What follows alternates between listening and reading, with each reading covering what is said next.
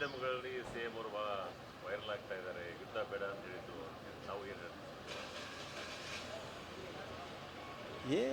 ಶಾಂತಿ ಪ್ರಿಯರು ಭಾರತೀಯರು ಅನ್ನೋದು ಅವರ ಮಾತಿನ ಉದ್ದೇಶ.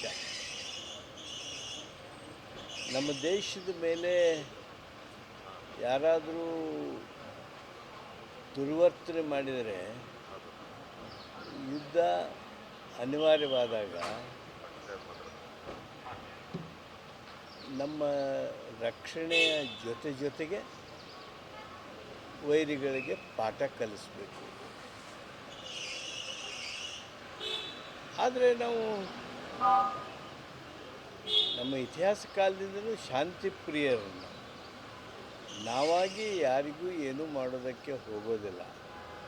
ಆದರೆ ನಮ್ಮನ್ನು ಕೆಣಕಿದರೆ ನಾವು ಬಿಡೋದಿಲ್ಲ ಅನ್ನೋ ನಮ್ಮ ದೇಶದ ನಿಲುವೇನಿದೆ, ಆ ದೇಶದ ನಿಲುವೇ ಎಲ್ಲರ ನಿಲುವು.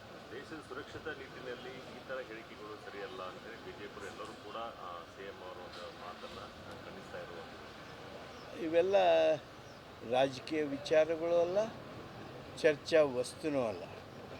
ದೇಶದ ವಿಷಯವನ್ನು ಅದೇನು ಚರ್ಚೆ ಮಾಡಬೇಕು, ಪಿ ಎಮ್ ಅವರು ಬಂದು ಸಭೆಗಳನ್ನು ಮಾಡಿ ಅವ್ರು ಚರ್ಚೆ ಮಾಡಬೇಕು.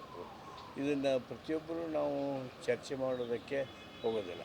ಇವತ್ತು ಕಾರ್ಯಕ್ರಮ ಮಾಡ್ತಾ ಇದ್ದೀರಿ ಕೇಂದ್ರ ಸರ್ಕಾರದ ವಿರುದ್ಧ, ಏನೆಲ್ಲ ಇರುತ್ತೆ ನೋಡಿ. ದೇಶದಲ್ಲಿ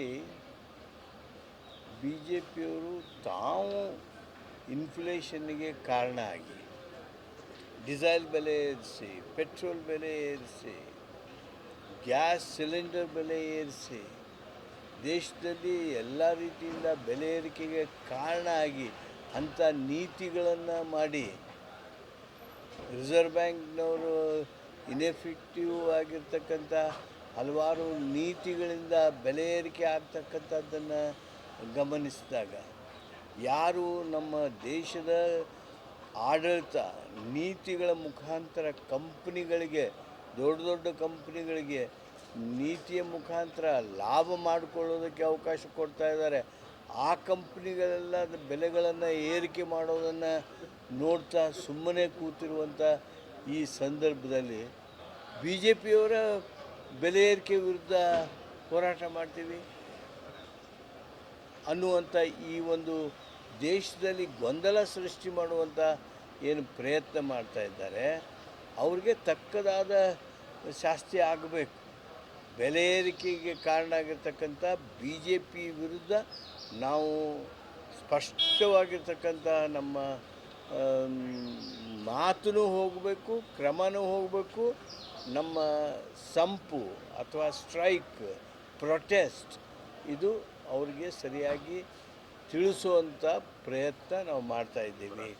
ಜನರನ್ನು ಜಾಗೃತ ಮಾಡ್ತಕ್ಕಂಥ ಪ್ರಯತ್ನ ಮಾಡ್ತಾಯಿದ್ದೀವಿ.